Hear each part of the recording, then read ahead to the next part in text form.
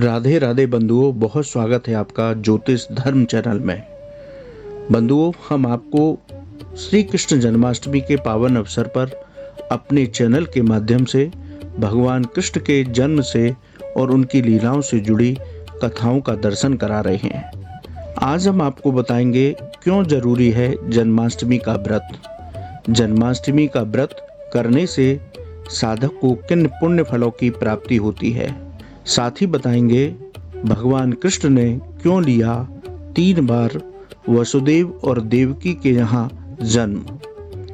बंधुओं, यदि आपने अभी तक हमारा चैनल सब्सक्राइब नहीं किया तो कृपया सब्सक्राइब कीजिए।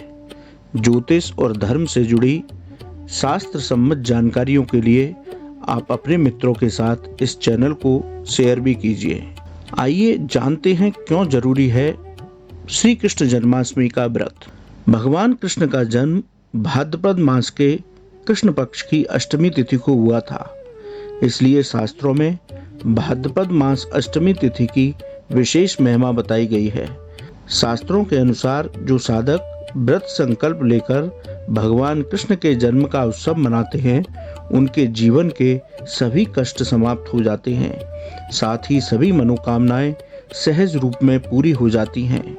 भविष्य पुराण के अनुसार भगवान कृष्ण ने अपने जन्म की कथा का बखान स्वयं अपने श्रीमुख से किया था। कथा के अनुसार एक बार धर्मराज युधिष्ठिर ने भगवान कृष्ण से पूछा कि हे वासुदेव, आप कृपा कर मुझे श्री कृष्ण जन्माष्टमी व्रत का विधान बताएं। साथ ही बताएं कि जन्माष्टमी व्रत का विधान कब से शुरू हुआ, इस व्रत को करने से किस फल की प्राप्ति होती है। तब भगवान कृष्ण ने अपने जन्म के विषय में बताते हुए कहा कि हे युधिष्ठिर जी, इस तरह का प्रश्न मामा कंस के वध के बाद मेरे ब्रजवासियों ने भी मुझसे पूछा था। तब पिता वासुदेव जी के कहने पर मैंने बताया कि मेरा जन्म भाद्रपद मास के अष्टमी तिथि को मध्य रात्रि के समय हुआ। उस दिन रोहिणी नक्षत्र दिन बुधवार था। साथ ही चंद्रमा अपनी उच्च राशि वृषभ में था। तब मेरा पहला जन्मोत्सव ब्रजवासियों द्वारा द्वापर युग में पहली बार मनाया गया। मेरे जो साधक भाद्रपद मास की अष्टमी तिथि को मेरा जन्मोत्सव भक्तिभाव के साथ मनाते हैं, मैं उनके सारे कष्टों का हरण कर लेता हूँ। साथ ही वे साधक मेरे परम धाम में स्थान प्राप्त करते हैं। भगवान कृष्ण के श्रीमुख से उनके जन्म की कथा और जन्माष्टमी व्रत पर्व का विधान सुनने के बाद धर्मराज युधिष्ठिर धन्य हो गए। उन्होंने भगवान श्री कृष्ण को साष्टांग प्रणाम किया। इसीलिए शास्त्रों में जन्माष्टमी व्रत की विशेष महिमा बताई गई है।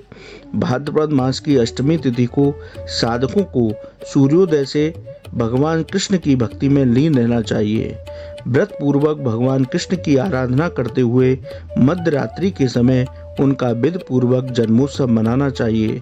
शालिग्राम जी या बाल गोपाल जी के श्री विग्रह का पंचामृत अभिषेक करने के बाद उनका श्रृंगार और भोग लगाने का विधान है। शास्त्रों के मुताबिक जो साधक व्रत पूर्वक लीला पुरुषोत्तम भगवान कृष्ण का जन्मोत्सव पर्व श्रद्धा भक्ति से पारायण करते हैं, निसंदेह ही वे जीवन का आनंद लेते हुए भगवान कृष्ण के गोलोक धाम में स्थान प्राप्त करते हैं। तो बंधुओं, आपने जाना कि भगवान कृष्ण ने किस तरह अपने श्रीमुख से इस जन्माष्टमी व्रत को करने के फल के बारे में बताया। आइए अब जानते हैं कि भगवान कृष्ण ने देवकी और वसुदेव के यहाँ 3 बार क्यों जन्म लिया। क्या है ये पूरी कथा। योगेश्वर भगवान कृष्ण ने माँ देवकी और वसुदेव जी के यहाँ पुत्र रूप में 3 बार जन्म लिया था। इसके बारे में भगवान कृष्ण ने स्वयं अपने श्रीमुख से कंस के कारागार में जन्म लेने से पहले देवकी और वसुदेव जी को इस रहस्य के बारे में बताया था। श्रीमद् भागवत महापुराण में भी इस कथा का वर्णन आता है। कथा के अनुसार द्वापर युग में जब भगवान का जन्म श्री कृष्ण के रूप में होना था, तब भगवान चतुर्भुजी रूप में कंस के कारागार में प्रकट होते हैं। भगवान कृष्ण माँ देवकी और पिता वसुदेव को उनके पुत्र रूप में प्रकट होने की कथाओं के बारे में बताते हैं। भगवान कृष्ण कहते हैं, स्वयंभू मनवंतर में आप दोनों प्रश्न और सुतपा नाम के प्रजापति थे। तब आपने मुझे प्रसन्न करने के लिए 12 वर्षों तक घोर तप किया था। तब मैंने आपको प्रसन्न होकर चतुर्भुजी स्वरूप में दर्शन दिए, साथ ही वरदान मांगने को कहा। तब आपने मुझ जैसे पुत्र का वरदान मांगा। मैंने भी प्रसन्न होकर आपको 3 बार तथास्तु तथास्तु तथास्तु कहकर वरदान दिया, लेकिन मुझे पूरी सृष्टि में मेरे जैसा कोई नहीं दिखाई दिया। इसलिए वरदान स्वरूप मैंने आपके यहाँ पुत्र रूप में जन्म लिया। तब मेरा नाम प्रश्नगर्भ हुआ। दूसरी बार जब आप अदिति माता थीं और वासुदेव जी कश्यप ऋषि थे, तब मैंने आपके यहाँ अवतार लिया। तब मेरा नाम उपेंद्र हुआ। शरीर छोटा होने की वजह से वामन कहलाया। उस जन्म में मैंने दैत्यराज बलि का उद्धार किया। अब द्वापर युग में आपके यहाँ जन्म लेने के लिए प्रकट हुआ हूँ। भगवान से 3 जन्मों की कथा सुन देवकी जी और वसुदेव ने अपने जीवन को धन्य महसूस किया, लेकिन इस बार माँ देवकी ने उनसे बाल रूप में अवतार लेने की इच्छा प्रकट की। भगवान ने भी माँ देवकी की इच्छा से बाल रूप में अवतार लिया, लेकिन भगवान ने पुरानी स्मृतियों को माँ योग माया से दूर कराकर पुनः निद्रा में लीन करा दिया। भगवान कृष्ण ने भाद्रपद मास की अष्टमी तिथि को मध्य रात्रि के समय कंस की जेल में बाल रूप में अवतार लिया। भगवान कृष्ण के प्रकट होते ही माँ योग माया ने वासुदेव जी को नंद बाबा के यहाँ नंद भवन छोड़ने की बात बताई और वहां से कन्या को वापस लाने के बारे में बताया।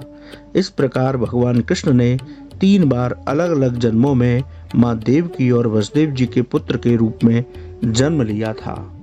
बंधुओं, भगवान कृष्ण की दिव्य कथाओं के लिए, उनके दिव्य रहस्यों को जानने के लिए आप हमारे चैनल से लगातार जुड़े रहें। राधे राधे।